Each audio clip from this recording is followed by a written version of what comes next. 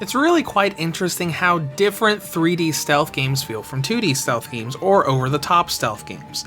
And I absolutely love them. Thankfully, the Nintendo Switch just got a pretty good stealth game a week or two ago, and we're gonna talk about it. Filled with Eastern lore and beautiful cel-shaded graphics, here is my review of Aragami Shadow Edition for the Nintendo Switch. The story of Aragami takes place around the character of Aragami, a vengeful spirit summoned by a prisoner of Kaiho, the Army of Light.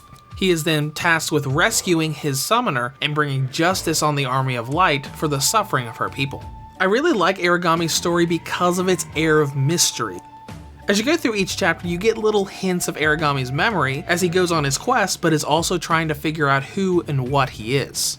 And when you get to the end of the game, it really is a nice little payoff to find out all of the stuff that both you and he has been wondering for the entire game.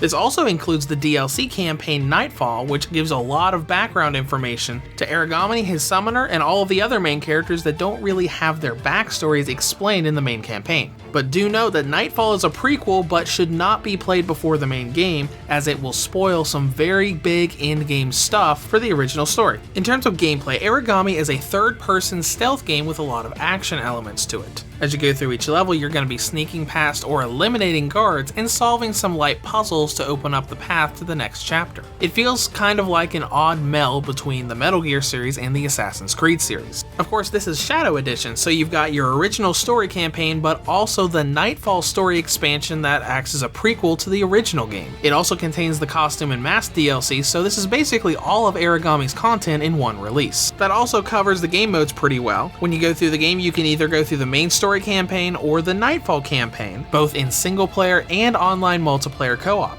Now when you actually get into gameplay, each chapter places you in a 3D sandbox style arena with the goal of getting to the other map and exit the level. Now to do this, you have to solve some light puzzles and get past the guards.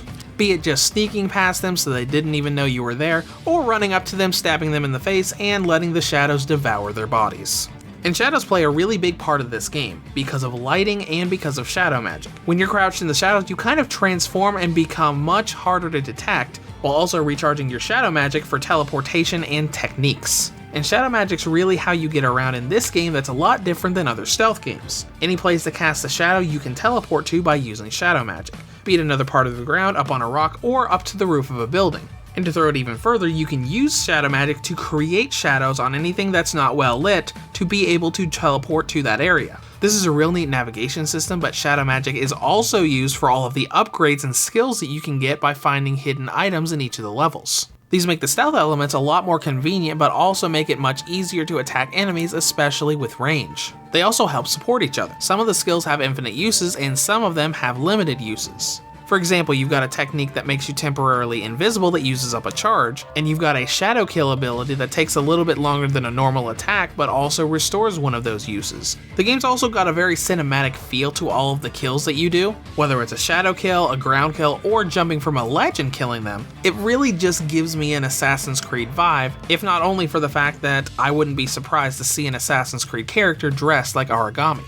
It also has that feel of you can play it however you want. You can sneak around past everything, you can take things nice and slow, or you can be in full dash the entire time knowing where you're going and just slashing through enemies that are in your path. The latter of which I think fits in well with the whole shadow assassin vibe your character has. Now in terms of content and length, you've got a fair amount of content for the price they're asking. The original story campaign took me around 9 to 10 hours to clear, and the Nightfall campaign took me around 2 hours. Of course, if you played the game before, it's probably going to take you a little less time because I got lost in a few of the middle chapters. But overall, we're talking about 10 to 12 hours outside of replaying the game to get all of the different costumes and skins, which I would call acceptable for the $30 they're asking, but you should know that going in before you decide if you want to purchase it now or wait for a sale.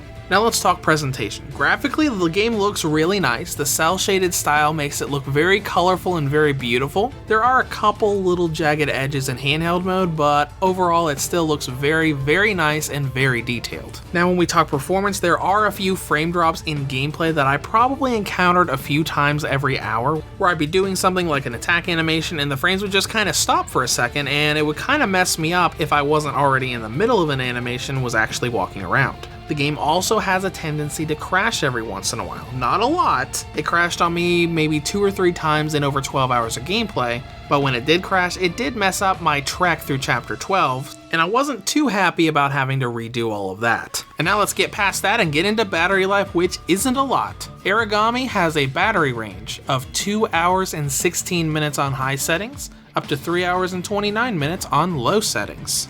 Now, in conclusion, Aragami is a fun stealth game set in a colorful Eastern setting with gameplay that kind of feels like it's a mix between Metal Gear and Assassin's Creed. Now, the downside, there are some frame drops here and there and occasional crashing, but if you can deal with those occasional frame drops, this is a great stealth game whether you want to play alone or with a friend. Reviews to Go rates Aragami Shadow Edition for the Nintendo Switch an 8.5 out of 10. If you have any comments or questions, feel free to leave them below or head to the website at reviewstogo.com.